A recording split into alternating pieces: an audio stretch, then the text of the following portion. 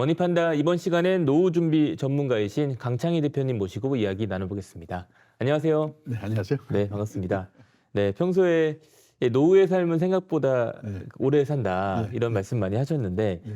뭐 지금 이제 뭐 우리가 노후 준비하는 데 있어서 대부분 이제 집 한 채를 네, 많이 네. 모든 자산에 걸고 있는 그런 상황인데 네. 이런 거에 대한 걸 비춰봤을 때 노후 준비에 대한 가장 큰 착각 어떤 네. 부분이 있을까요? 이제 저는 자산 관리를 뭐냐면은 10년, 20년 후 내 노후가 됐을 때 어떻게 될 건가 하는 거가 하나 걱정이고, 그다음에 우리나라는 재산은 많은데 다 그게 부동산에 잠겨 있기 때문에 그게 문제라는 거를 저는 항상 주장하고 있거든요. 우선 첫째 재작년에 한국은행에서 주요국의 그 물가, 구매력 평가 환율이라는 것을 기준으로 가구당 순자산을 계산해서 발표했습니다. 근데 우리나라는 62만 달러, 8억이 넘어요. 근데 일본이 52만 달러밖에 안 되더라고요. 그러면 일본은 가족 수가 많아서 그런가? 그래서 1인당으로 한번 계산해 보니까 우리나라는 26만 달러고 일본은 22만 달러예요. 그러니까 뭐냐면 어느 걸로 계산하더라도 우리가 일본보다 부자입니다. 우리가 일본이 우리보다 몇십 년 앞서서 자본 축적을 시작한 나라고 선진국도 일찍 됐고 연금도 일찍 도입한 나라인데 우리가 일본보다 부자라고 그러면 다들 웃긴다고 그러죠. 말이 안 된다고. 근데 문제는 이제 통계상으로는 하여튼 우리가 일본보다 부자거든요.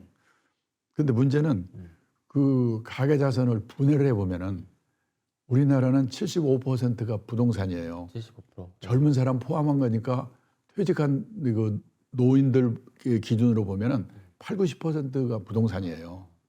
예. 그게 지금 우리나라의 문제라 그러거든요. 그러니까 우리나라는 재산이 근데 미국은 예를 들어서 32%가 부동산이고 일본은 37%가 부동산이거든요. 차이가 많이 나네요. 네, 우리가 반대예요. 그러니까 우리나라는 한마디로 말하면 재산이 골 부동산인데 부동산 가격이 비싸니까 부자처럼 보이는 거예요. 그러니까 부동산이 계속 오르면 상관없겠죠. 나라는 좀 미쳐버리겠지만. 근데 혹시라도 이제 인구가 줄고 경제가 어려워지고 애들도 줄고 그러면서 이웃나라 일본과 같은 장기 집값 하락 현상이 5년 후, 10년 후, 20년 후 내 노후에 나타나면 집 한 채밖에 없는 나는 어떻게 되지? 걱정이 되는 거예요. 지금 우리나라에 부동산이 얼마나 비싼가 일본과 비교를 해보면요. 우리 남한 땅의 넓이가 10만 평방킬로미터거든요. 네. 일본 땅의 넓이가 38만 평방킬로미터예요. 그러니까 우리 남한 땅의 넓이는 일본 땅 넓이의 약 4분의 1입니다. 그런데요. 재작년 가격으로 우리 남한 땅을 다 팔았다고 가정하면 일본 땅을 다 판 돈보다 우리가 많더라고요. 또 최근에 환율을 계산해 보니까 일본이 약간 많고. 그러니까 뭐냐면 지금 일본 땅을 다 판 돈, 우리나라 다 판 돈은 환율에 따라서 왔다 갔다 하지만 그냥 같다고 보면 돼요.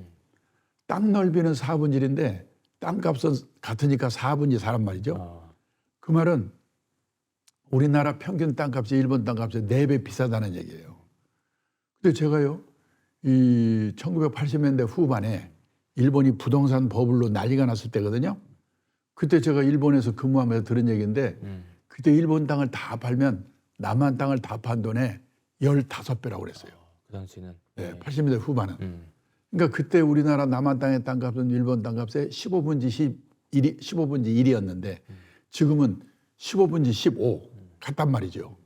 그 말은 지난 한 30년 동안 일본 집값 땅값은 왕창 떨어지고 우리나라 집값 땅값은 왕창 올랐다는 얘기예요. 그게 좀 큰 문제예요. 그래서 일본은 그동안에 이렇게 땅값이 떨어지니까 일본 사람 생각이 뭐냐. 집 없으면 어때? 빌려 살면 되는 거지? 뭐 이렇게 바뀌었어요. 그렇죠. 뭐 그렇게 막 예, 투자할 만한. 보통 사람이 내가 집이 없다. 근데 금융자산에 몇 억 있다. 그러면 은행에서 돈을 빌려가지고 집을 살까? 집 사면 세금 내야지 수리해야지 골치 아프잖아. 에이, 집은 빌려 살고 이거 딴 데 투자할까? 냉정하게 생각해 보거든요. 근데 우리는 내 돈이 하나도 없더라도 아버지가 빌려준다면 은행에서 빌려준다면 영끌 눈 감고 집 사잖아요. 지금 우리나라는 집 살 돈을 빌려주는 게 엄청난 특혜가 돼 있잖아요. 일본에서 돈 얼마든지 빌려서 사세요. 그래도 안 산단 말이죠. 그런 게 왜 그럴까? 그건 한번 생각해 봐야 되는데, 그러니까 소위 그 말해서 이 일본도 제가 일본에서 근무할 때 그때는 부동산 버블일 때는 우리나라나 마찬가지였어요.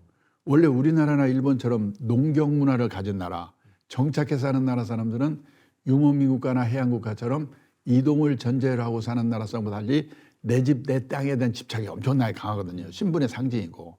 일본도 그랬어요. 근데 집값 땅값은 떨어져, 애들은 줄고 노인 만나면 경제는 어려워져. 그러니까 사람들이 에이 뭐 집 없으면 어때? 빌려 살면 되는 거지. 뭐 이렇게 바뀌더라고요. 앞으로 우리는 어떻게 될 건가? 그리고 일본도 우리나라도 베이비붐 세대가 왕창 태어나가지고 집을 사면서 집값을 올렸어요. 근데 우리는 베이비붐 세대의 내 집 마련이 아직 안 끝났어요. 끝나면 어떻게 될 건가? 또 인구 대비로 볼 때 애를 많이 낳는 베이비붐의 기간, 그다음에 출산율, 이 인구 대비로 우리가 일본의 2배쯤 되거든요. 근데 끝나면 효과가 더 클 거예요. 그다음에 이제 세 번째가 뭐냐면 도시화. 예. 시골에 살던 사람들이 도시로 이주하면서 집을 사니까 집값을 올렸거든요. 근데 일본은 도시화 과정이 끝나가지고 도시에서 지방으로의 역류 현상이 나타나고 있어요. 우리나라 도시화율이요. 지금 세계에서 도시화율은 전체 인구 중에서 그 도시에 살고 있는 사람 인구 비율이거든요. 세계에서요. 싱가포르, 홍콩 같은 도시국가를 제외하면 우리나라 도시화율이 1등, 2등이래요. 그 조정래 작가님 있죠? 네. 그분이 그 아리랑 그다음에 태백산맥 그다음에 한강 했잖아요. 네. 그 한강에 나오는 게 뭐냐면 50년대 후반부터 70년대 그 무렵까지 이 우리나라 얘기를 쓰고 있거든요. 그때 50년대 60년대 보면은 시골에서 서울에 청계천, 미아리 막 이런 데 판잣집 짓고 난리 났었잖아요. 그 사람들이 다 집을 사면서 집값을 올린 거예요. 근데 지금 우리나라 도시화율이 세계에서 1등, 2등이고 91%예요. 제 시골에 친구 있는데 전화하는데 그 동네 막내가 75세래요. 도시화도 막내가, 끝났어요. 네. 끝났어요. 그다음에 또 하나 뭐냐면은 이 더 중요한 게 이 선진국에서는요. 사는 집 말고 집이나 가게를 갖고 있다가 세를 놓습니다. 그 사람이 세를 안 내잖아요. 네. 못 내보내요. 선진국은 세입자의 권리가 너무 세기 때문에 네. 소송해야 돼요. 내보내려면. 예. 우리도 지금 세입자가 속썩여서 미치겠다고 그러는 사람 많거든요. 점점 더 세질 거예요. 그래서 선진국에서는 너무나 실물로 부동산 투자하는 게 골치 아프니까 리츠라든지 부동산 펀드 같은지 간접 투자를 한다는 거예요. 안 하는 게 아니고. 네. 근데 리츠나 부동산 펀드는 펀드이기 때문에 금융자산 안에 포함되어 있거든요. 그래서 미국, 일본의 금융자산 비중이 60%, 70%인 이유가 여기에 있다는 거예요. 근데 이제 우리도 지금 알게 모르게 그런 방향으로 가고 있거든요. 그러니까 이런 지금 앞에 말씀드리는 문제들이 머지않아서 이제 바뀔 거란 말이죠. 다가올 현실이니까. 예. 그래서 이제 문제는 이 일종의 버블이라고 부르는데 언제 폭발할 건가가 문제란 말이죠. 근데 예를 들어서 내년 봄이라 그렇게 나가지고 팔았는데 오르면 골치 아프잖아요.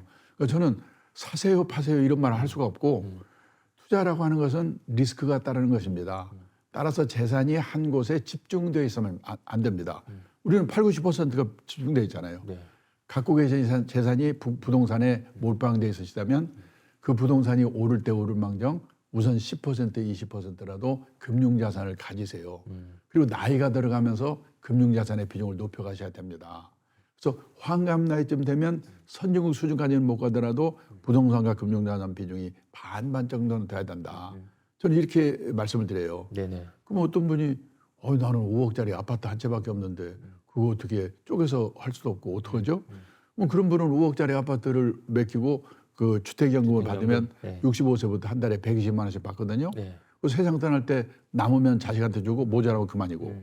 그리고 이제 떠날 때 주기로 하고 이게 파는 거나 마찬가지니까 후조정 한 거가 되는 거죠.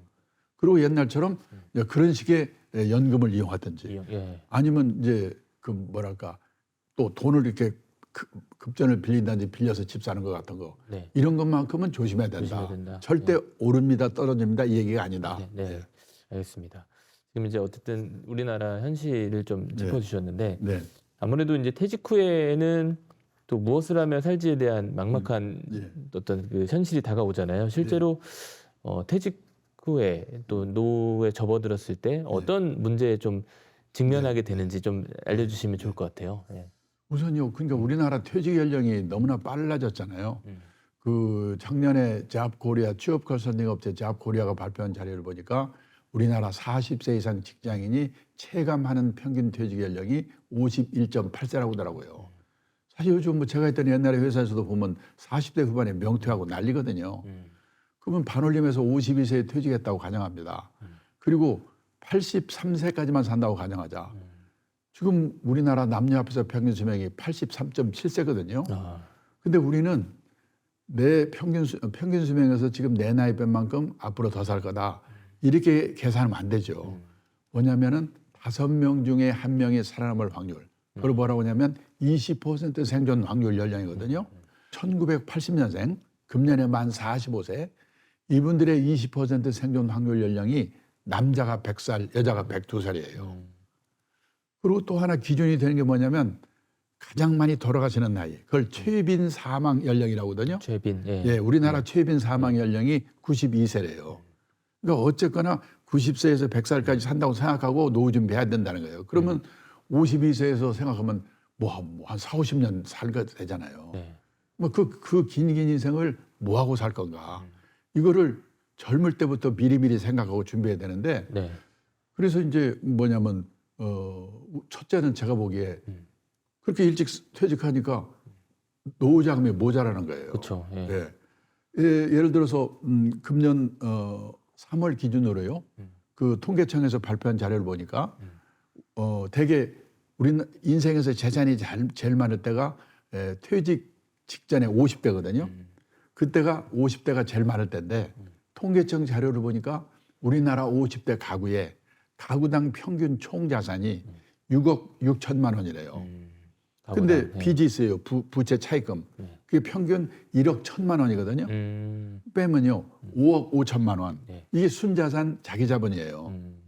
근데 온데 생각하면 50대 후반에 재산이 5천만 원 있으면 그럭저럭 먹고 살 수 있을 거 아니야? 이렇게 생각하는데 문제는 5억 5천만 중에서 부동산이 대부분이 집이죠. 그렇죠. 4억 6천만 원이에요. 얼마 남아요? 9천만 원 남잖아요. 네. 아 이걸로 30년 40년 어떻게 삽니까? 그러니까 그냥 9천만 원 갖고 주식 사서 튀겨볼까 했다 빵으로 만들거나 뭐 코인하고 난리잖아요. 네. 아니면 집을 팔아야 되는데 그 집이 버블이나 이런 게 나중에 문제가 될 때 어떻게 될까? 예를 들어서 제가 예를 많이 드는데 네. 제가 일본에서 근무할 때 알던 친구가 도쿄 수도권에 살고 있거든요. 28평짜리 아파트에 살고 있어요. 그 사람은 우리처럼 집에다가도 돈을 처발르지 않거든요. 네. 그 아파트를 1984년도에 우리 돈으로 계산해서 1억 2천만 원에 샀대요. 그 쫙 올라가지고 일본의 부동산이 가장 비쌀 때가 언제냐면 그 1991년 부동산 버블이 피크일 때요. 3억 6천만 원까지 올랐어요. 우리 돈입니다. 그게 그때부터 떨어지기 시작해가지고요. 제가 가끔 전화해서 물어봐요. 야, 지금은 너희 집 얼마냐? 작년 연말에 제가 물어봤더니 네. 한화로요. 우리 돈으로 3천만 원, 4천만 원에 팔지 말지래요. 와. 팔아봤자 1년 생활비 안 되는 거예요. 네. 근데 그 친구는 아무렇지도 않아요. 애들 집 있고 나는 빚도 없고 뭐 연금 조금 있고 그 모아놓은 돈으로 사면 되는 거기 때문에 재산을 집이라고 생각 안 하니까 문제가 없는 거예요. 그러네요, 또. 예. 근데 우리는 있는 게 달랑 지금 부동산이란 말이죠. 근데 그 부동산이 혹시라도 인구가 줄고 경제 어려워지고 예? 그러면서 일본과 같은 부동산 장기 하락 현상이 나타나면 내 노후가 어떻게 되냐 걱정이 되는 거예요. 그렇죠. 예. 그리고 또 하나는요. 선진국 같으면 재산은 없더라도 최소 생활비 정도는 연금을 받아 생활하거든요. 근데 우리는 그럴 수 있는 분이 학교 선생님, 공무원, 군인 출신하고 일부밖에 없거든요. 보통 사람이 있는 게 국민연금 하나 정도인데 저도 놀랐는데 작년에 우리나라 국민연금을 나이 들어가지고 그 뭡니까 나이 들어서 노령연금 받는다고 그러잖아요. 그 받는 걸 보니까 받는 몇십만 원에도 받는 사람이 68%밖에 안 돼요. 65세 이상 인구 중에서. 더 문제는 월 수령액이 60만 원 미만이 70%. 우리나라 국민연금 평균 수령액이 59만 원이에요. 껌값이에요. 예. 100만 원 이상 받는 사람은 13%밖에 안 돼요. 그러면 이제 퇴직연금이나 개인연금인데요. 제가 퇴직연금 적립된 금액을 가입자 수로 나눠봤어요. 그리고 개인연금 적립된 금액을 가입자로 나눠봤어요. 합쳐보니까 8천만 원이 안 돼요. 그게 뭐냐면 그거 가지고 연금으로 해봤자 뭐 한 달에 10만 원, 20만 원 될까? 목돈으로 받으면 2, 3년 지나면 다 없어지잖아요. 그렇죠. 예. 근데 남는 게 뭐냐면 달랑치만 저거든요. 근데 집이 또 놀란 게 뭐냐면 요즘 일본에서는요. 이 동경 근처에 그 수도권에 가보면 빈집이 많아요. 비어 있어가지고. 수도권에도. 예, 네. 일본의 빈집이요. 2018년에 849만 채라고 하더라고요. 재작년에 900만 채가 됐다고 하더라고요. 빈집이. 10년이라면요. 일본이 10년 후가 되면요. 일본의 집 3채 중에 한 채가 빈집이 될 거래요. 그 도움이 안 되는 거예요. 특별한 게 몇 개 빼고는. 네. 그 우리나라 빈집 없냐? 지난 여름에 조선일보에서 빈집 특집 한 거 보니까요. 2023년 현재 우리나라도 빈집이 153만 채가 있다고 하더라고요. 미분양 아파트까지 포함돼가지고. 네네네. 그 시골에 농가주택이 비어 있는 거 아니야? 아니에요. 대도시 한복판에도 빈집이 생겨요. 도청이 있던 자리가 도청이 딴 데로 옮겨가 버리면 빈집이 생깁니다. 요즘은 지방도시도 가보면요. 인구가 주는데 외곽에 신도시가 생겨요. 그럼 그 도심에 있던 젊은 애들이 글로 이사 가고 그 도심에는 노인들만 남았다가 돌아가시면 비는 거예요. 우리나라도 지금 점점 그렇게 가고 있어요. 그러니까 지금 재산이 없는 게 아니고 말씀드린 것처럼 부동산 하나에 몰빵되어 있기 때문에 결국은 내 노후에 그게 도움이 될 수 있겠는가. 네. 그게 그 문제라는 거예요. 부동산이 결국은 또 나쁘다는 게 노후에 아니고. 대한 예, 또 어떤 핵심이 될 수 있겠네요. 네. 그 일본의 어떤 노후 빈곤과 우리 상황을 좀 비교 많이 좀 해주셨는데 네.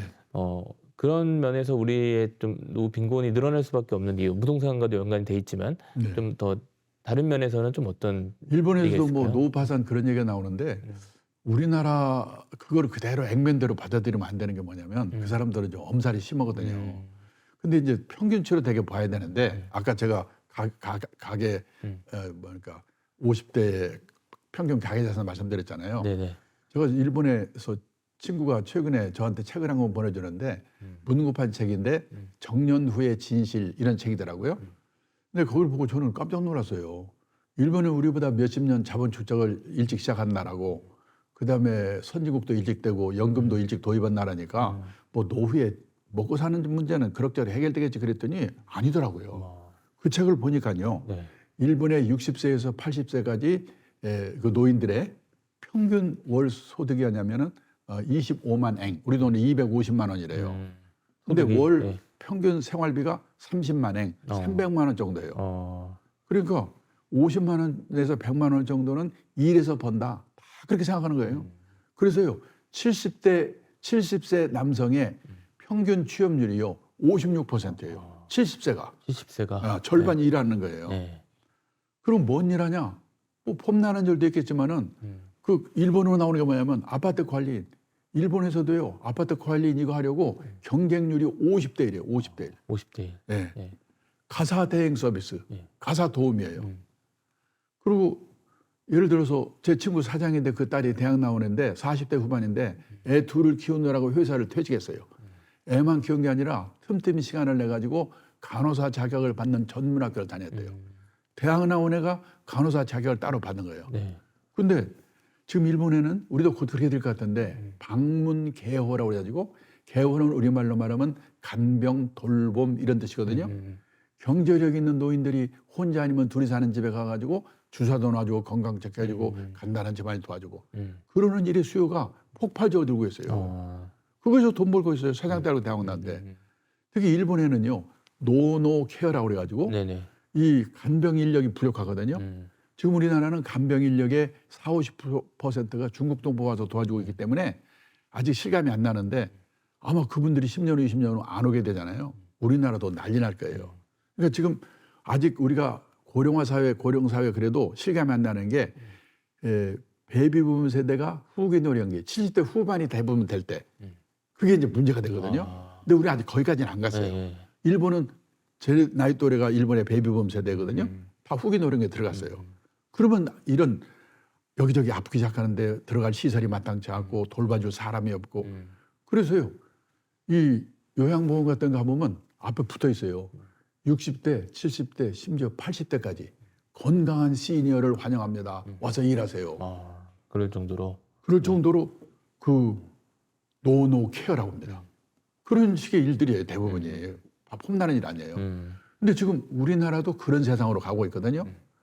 그 얼마 전에 택시하고 가는데 그 기사분이 옛날 회사 사장했던 분이라고 하더라고요. 제 옛날 직장 동료 한 분은 나이가 지금 70이 넘었는데요. 그 요즘 뭡니까 여성인데 네. 이 가족이 아프면 요양보호사 자격을 따가지고 간병하면 돈을 받잖아요. 그래가지고 자기 어머니를 간병했대요. 자격증 따서. 근데 누가 오더니 어머니가 돌아가셨어요. 자격증 있고 성실하니까 다른 분을 좀 도와달라.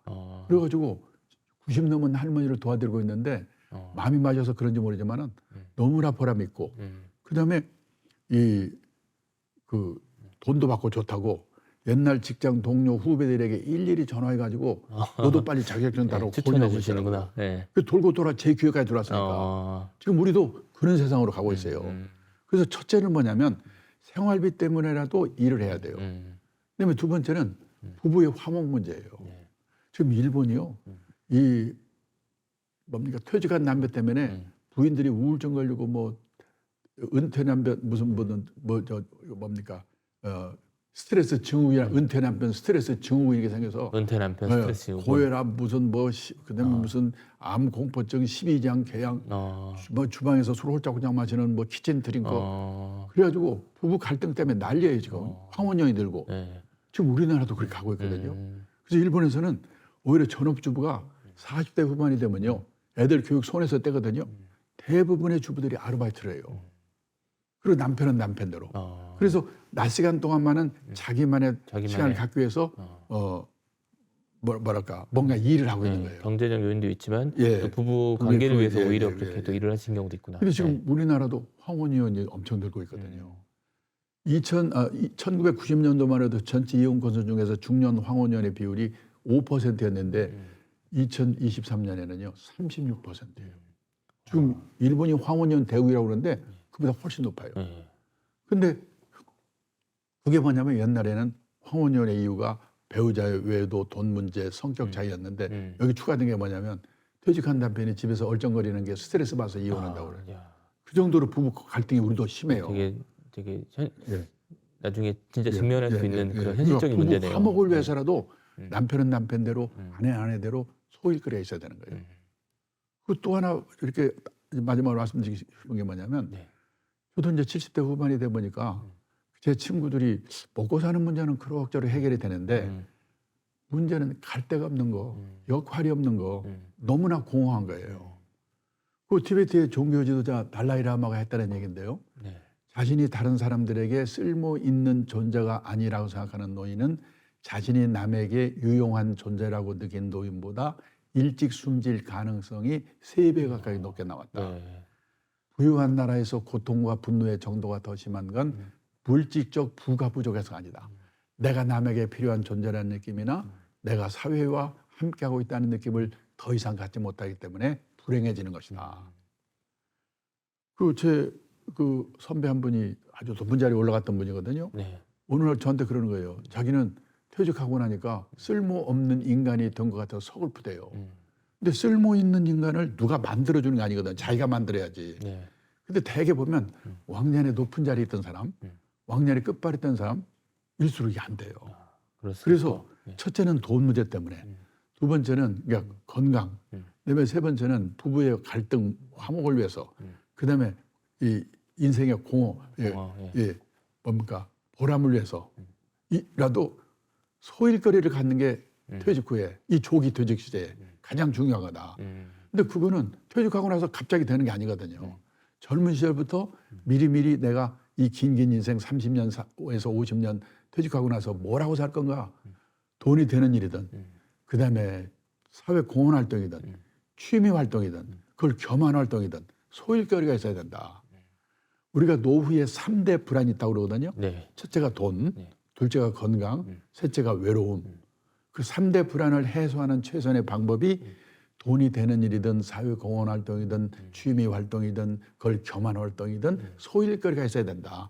그래서 저는 주장을 하는 게 뭐냐면 가장 확실한 노후 대비는 재테크가 아니고 평생 현역이다. 돈 있으면 있는 대로, 없으면 없는 대로. 저는 그렇게 주장을 해요.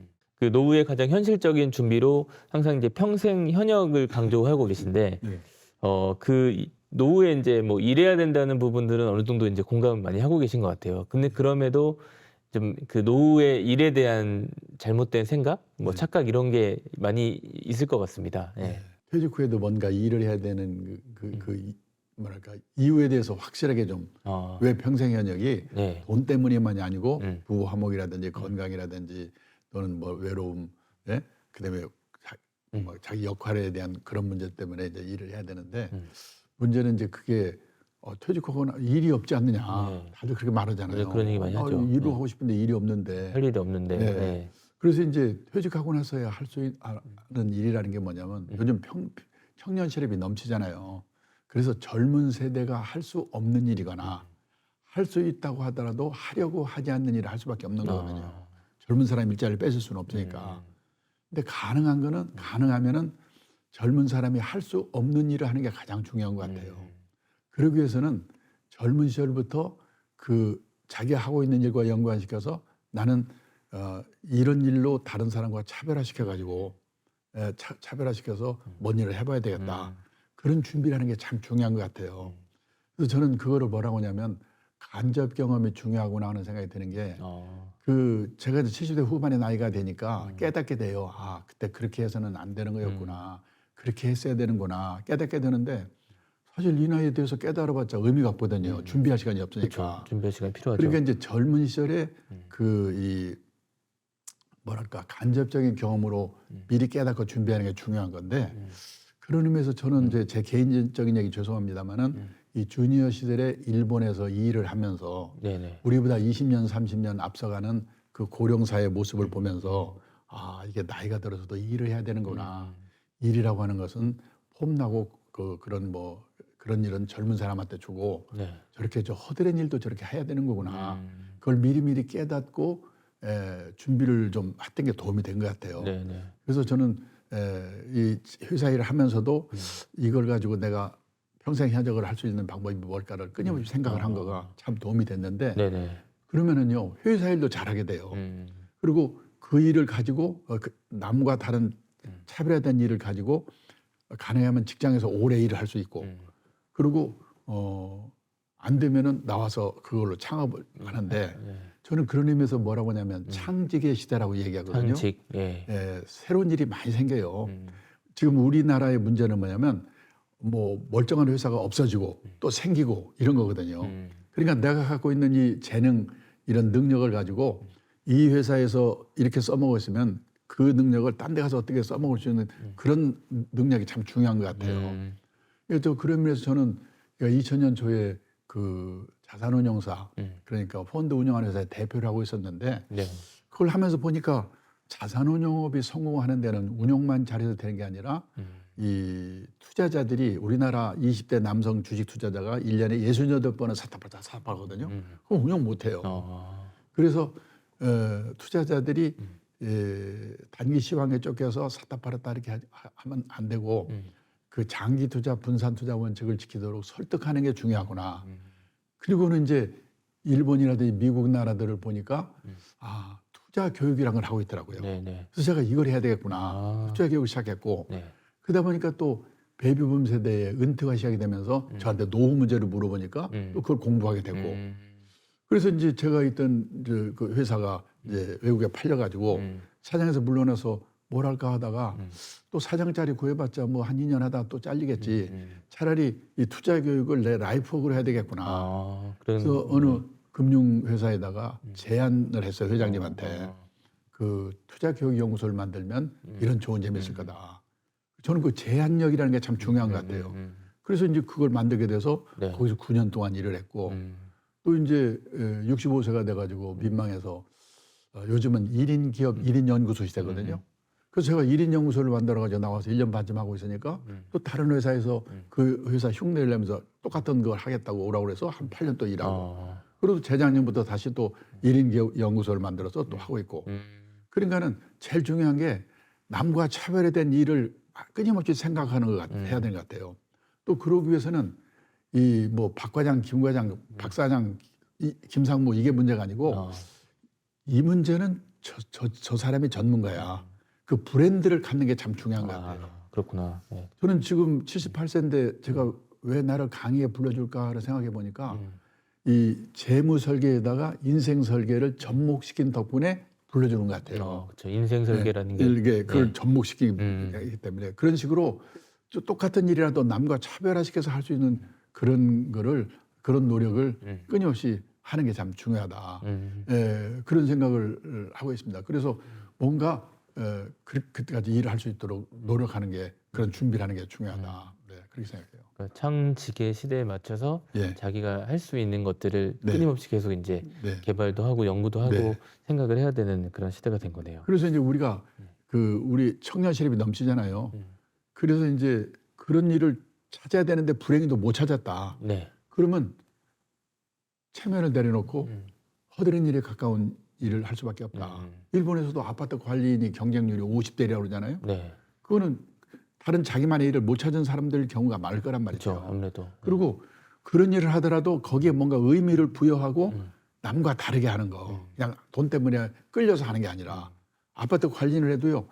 그 일본의 아파트 관리인들은 보면은 굉장히 그 지역 주민들에 대해서 컨설팅 역할도 하고 말이죠. 새로운 정보를 갖다가 알려주기도 네. 하고 그냥 뭐 가만히 앉아서 뭐 경비만 하는 게 아니에요. 뭐 그런 식의 노력들이 필요한 거죠. 일을 하는 사람들 보면은. 그렇구나. 요즘에 사실은 뭐 신축 아파트 들어서면서 관리도 네. 다 젊은 사람들이 네. 하는 경우가 있어서 네, 네. 앞으로는 또 그런 상황도 어떻게 될지 모르겠지만. 그리고 이제 네. 또 예를 들어서 제가 그 유튜브에서 봤는데요. 네. 어떤 분이 재벌 그룹에서 임원하다가 갑자기 나오셨대요. 그 뭐라지? 그 택배 분류한 데를 가봤대요. 근데 그게요. 무지 힘든 일이래요. 돈 때문에 했으면 못했을 겁니다. 근데 그때 그분이 과체중이었대요. 네. 내가 운동해서 빼나 이거에서 빼나 마찬가지였구나. 그래가지고 몸무게 뺄 목적으로 그 일을 시작했대요. 그게 몇 달 안에 몸무게가 빠졌어요. 그 사이에 일이 손에 익었어요. 지금도 한대요. 그런 거예요. 그러니까 그 하는 일이라고 하는 것이 돈이 아쉬워서 일을 했는데 취미가 될 수도 있고 취미로 했는데 돈이 될 수도 있지만은 처음부터 돈도 벌고 취미도 많고 남보기도 폼나고 쉽지가 않죠. 그래서 학교 다닐 때는 선생님 말씀 잘 들어야 되고 회사 다닐 때는 회사의 방침을 잘 따라야 되는데 후반 인생은 남의 눈을 의식하지 않고 우리나라는 남의 눈 때문에 이게 참 힘들거든요. 그렇죠. 네. 내가 가고자 하는 방향이 옳은 방향이라는 소신이 필요하다. 그래서 후반 인생은 자기 만족을 추구하는 시기다. 이런 생각으로 이 100세 시대에 뭔가 소일거리를 찾아봐야 된다. 저는 그렇게 말씀드려요. 실제로 뭐 우리나라와 일본의 시니어 노동시장이라는 게 또 있잖아요. 네. 어떤 좀 변화들이 있었을까요? 그 이제 그 보면은 우선 이 젊은 세대들이 줄어들잖아요. 그러니까 일본도 지금 보면은 이 구인난이거든요. 그러니까 일자리들이 많이 생겨요.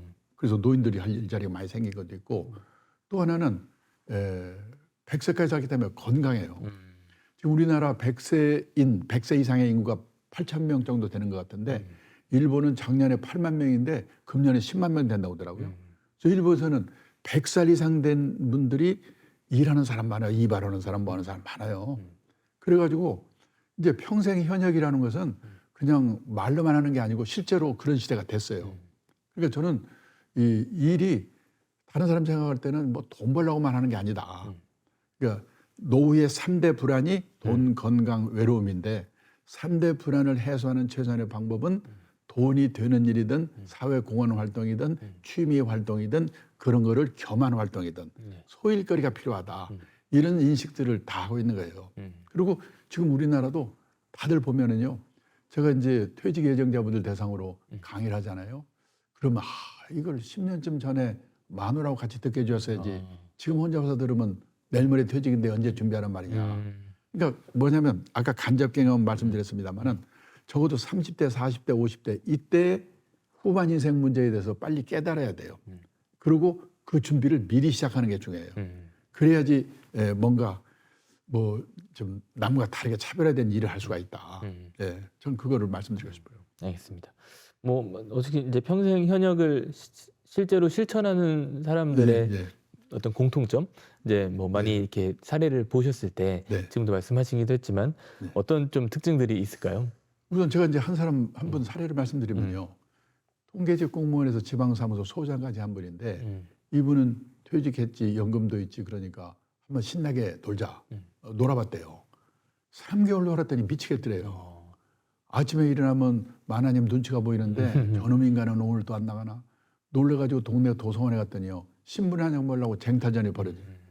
그래서 아이고 취직해야겠구나. 그때서 원서를 여기저기 돌려냈는데 준비가 안 돼가지고 면접 보러 오라는 데서 없어요. 그렇죠. 아무래도. 근데 오늘 한 군데서 면접 보러 오라고 연락이 왔는데 요즘 많이 생기고 있는 게 주간 노인 보호센터거든요.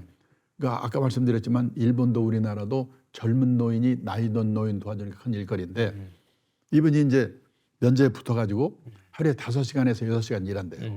아침에 노인들을 센터로 모셔다가 같이 돌봐주고 놀아주고 그러는데 장기도 주고 뭐 노래도 부르고 이분이 싹싹한가 봐요. 또 시골에 노모가 혼자 계신데 혼자 계신 노모로 생각해서 이분들한테 잘해줘야지 아주 이 인기가 아주 최고래요.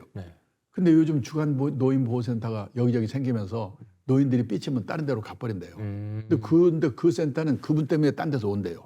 그 일을 하는데도 유명인사가 됐어요. 그래서 한 달에 월급을 얼마 받냐면 70만 원 받고 집에서 내던 건강보험료 30만 원을 회상 안 해준대요. 100만 원 벌어다 주고 집이 없으니까 그 수기에 마지막에 뭐라고 써있냐면 그렇게 무섭던 마누라가 천사로 바뀌었다. 네. 그러니까 일이 그렇게 그 정도로 중요하고 그리고 일을 그렇게 하는 사람들을 이렇게 보면요. 공통점이 뭐냐면 첫째, 왜 평생 현역이 중요한가.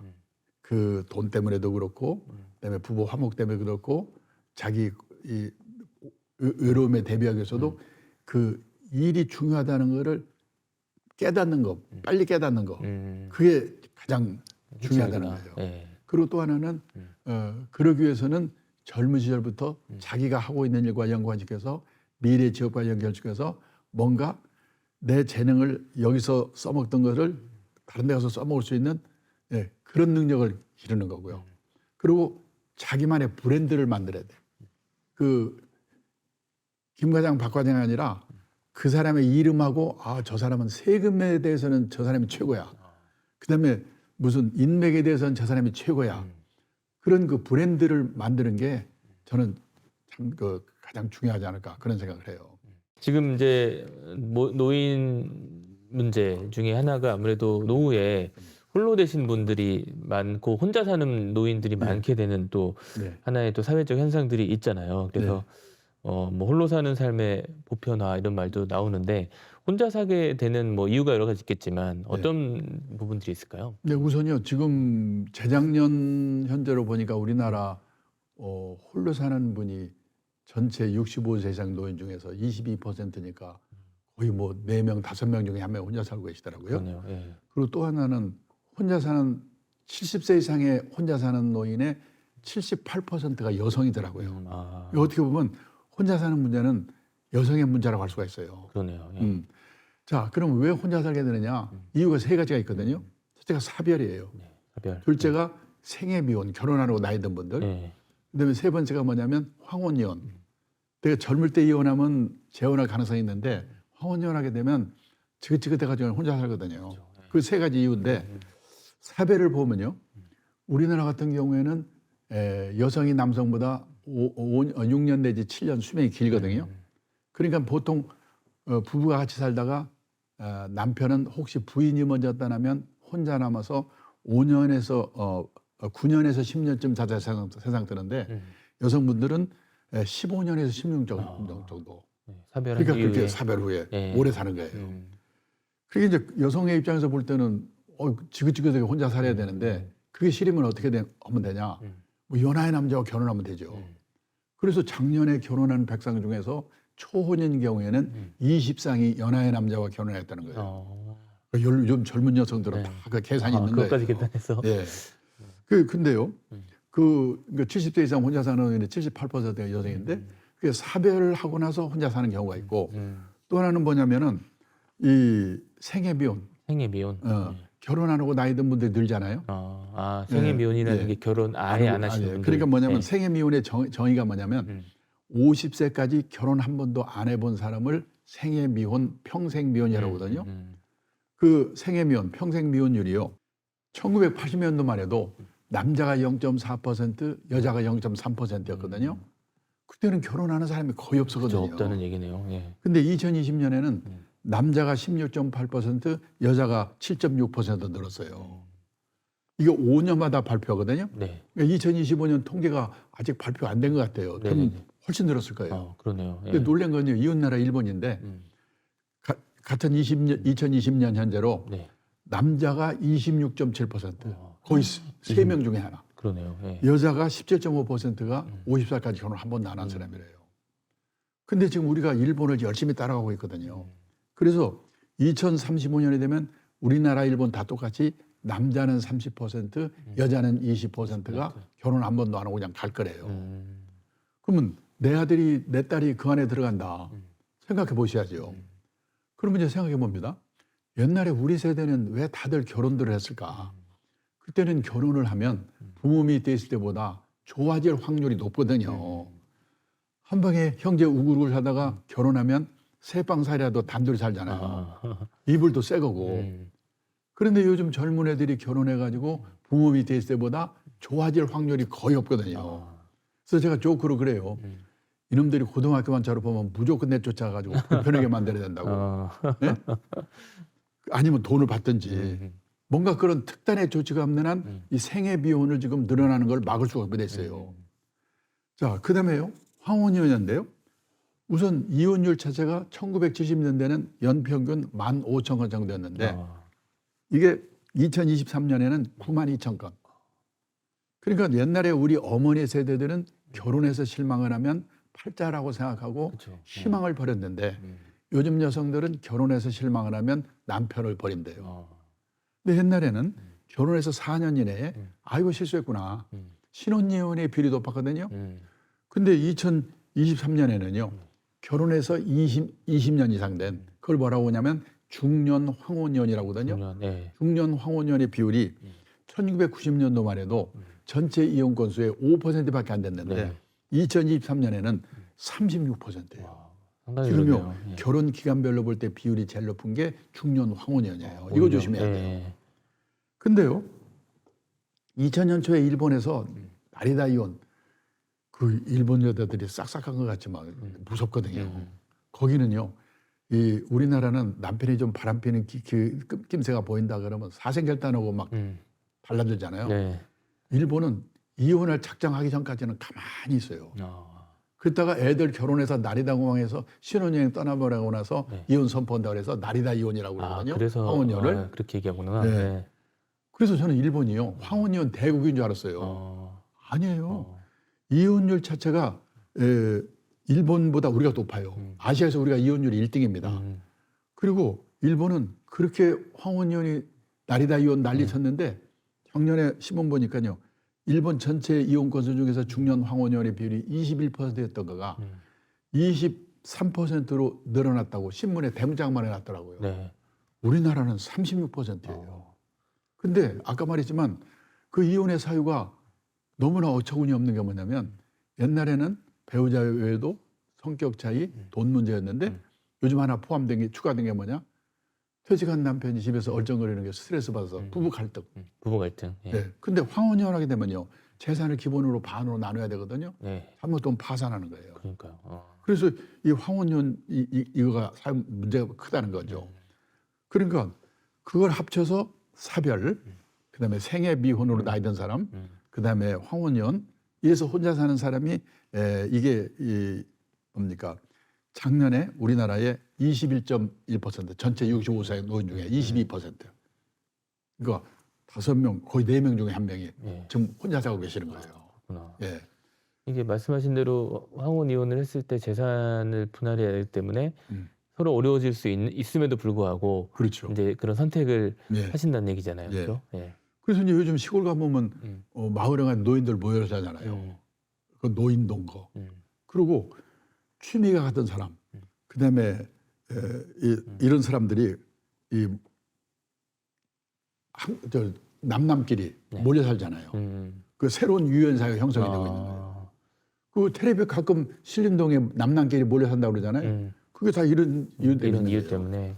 지금 우리나라는요 통계를 보면은 인구가 5,170만 명이고 가구 수가 2,220만 가구거든요. 그 중에서 젊은 사람 혼자 사는 1인 가구, 독거노인 1인 가구 합쳐서 우리나라 1인 가구 비율이 36%예요. 가구 원수로 볼 때 우리나라도 1인 가구 비율이 제일 높거든요. 근데 유럽 가면 훨씬 높아요. 스웨덴은 전국 평균 57%. 57%가 1인 가구예요. 1인 가구요. 수도 스톡홀름은 60%. 그러니까 어떻게 보면 온 천지가 혼자 사는 거예요. 그러면 스웨덴은 우리보다도 우울하고 불행한 나라일 것 같죠? 근데 스웨덴이 세계에서 7번째로 행복한 나라래요. 왜냐? 혼자 살더라도 연금이 발달돼 있어서 죽을 때까지 먹고 살 걱정이 없는 거예요.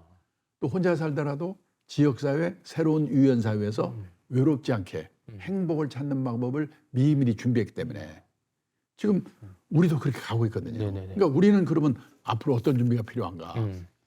제가 십몇 년 전에 일본에 책방에 가니까요. 이 혼자 사는 노후에 대한 책들이 쫙 깔려 있더라고요. 그래서 참 별로 책도 다 있구나. 10년 전인데 벌써 그렇죠. 그런- 십몇 년 전이에요. 네. 십몇 년 전. 그래서 그 책을 다 사왔는데 제가 얼마 전에 책을 한 권 사가지고 이 책이 잘 팔린가 시내 서점을 갔더니 한쪽에 화제의 책이라는 코너가 있는데요. 네. 거기에 혼자 사는 삶의 책이 20권이 짝이 들어가니까요. 우리나라도. 화제 코너에 깜짝 놀랐어요. 네. 뭔 책이냐? 혼자 사는 노후 어떻게 대비할 거냐? 혼자 사는 노후 두렵지 않다. 혼자 사는 노후 즐겁게 사는 방법. 그리고 또 하나 희한한 책이 남자의 말로 여자의 활로.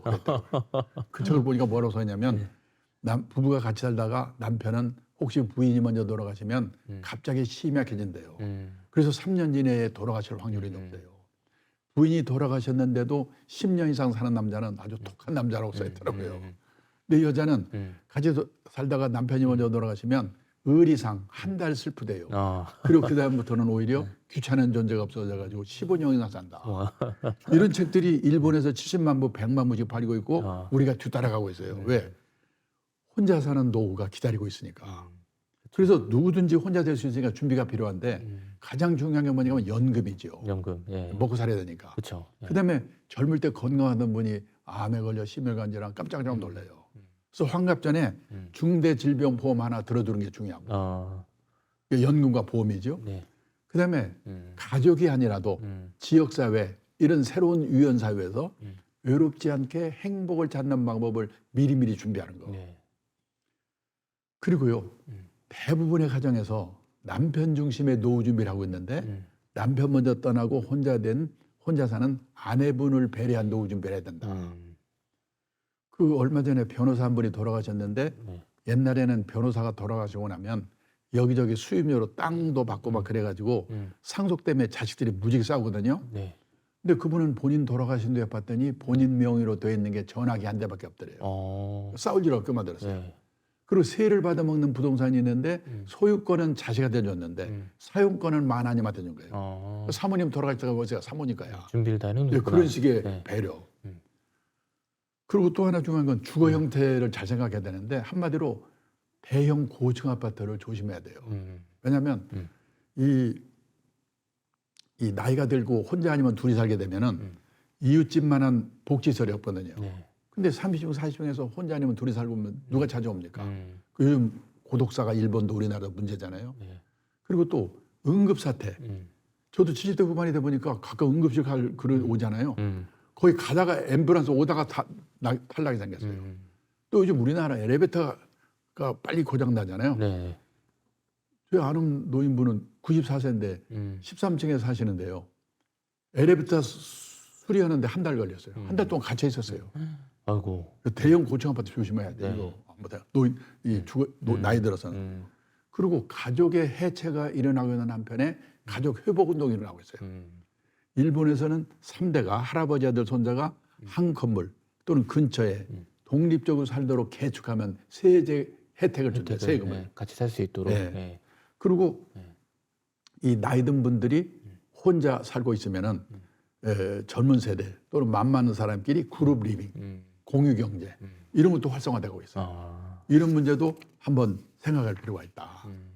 알겠습니다. 그다음에 마지막으로 하나 말씀드리고 싶은 게 뭐냐면 이제 70대 후반이 되면 혼자 아니면 둘이 살다가 이제 아프게 되거든요. 그렇죠. 근데 앞에서도 말씀드렸지만 이제 우리나라는 아직 베이비붐 세대가 후기 노령기에 들어가지 않았기 때문에 그렇게 실감이 안 나는데 일본은 후기 노령기에 베이비붐 세대가 다 들어갔거든요.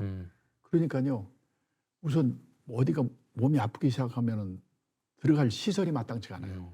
많이 진 줄 알았더니 일본도 안 그래요. 또 돌봐줄 사람이 없어요. 네. 우리는 중국 동부가 도와주죠. 일본은 필리핀에서 와 도와주는데 말이 안 통하잖아요. 그래가지고 그걸 일본에서는 뭐라고 하냐면 간병 돌봄을 개호라고 하거든요. 개호 난민, 개호 대란 이게 지금 일본의 큰 사회 문제예요. 저는 중국 동구도 이제 앞으로 안 오게 되고 베이비본사다 후견 노역에 들어가고 그런 일본과 같은 개호 난민, 개호 대란 이 문제가 보통 심각하지 않을 거예요. 그래가지고 뭐냐 나중에 혼자 됐을 때 둘이 됐을 때 그런 그 뭐랄까 나는 어디서 누구와 어떻게 살 건가 이런 문제 생각해보고 그 병이 났을 때 어디에 누구의 돌봄을 받을 것이며 어디에 시설에 들어갈 것이며 그 돈은 어떻게 할 것이며 이런 준비를 미리미리 하지 않으면 안 된다. 그런 거를 좀 심각하게 생각해야 된다. 이 말씀을 드리고 싶어요. 네, 알겠습니다. 오늘 이 노후에 대한 정말 중요한 이야기들 잘 들었습니다. 여기까지 하겠습니다. 네, 감사합니다. 감사합니다. 네.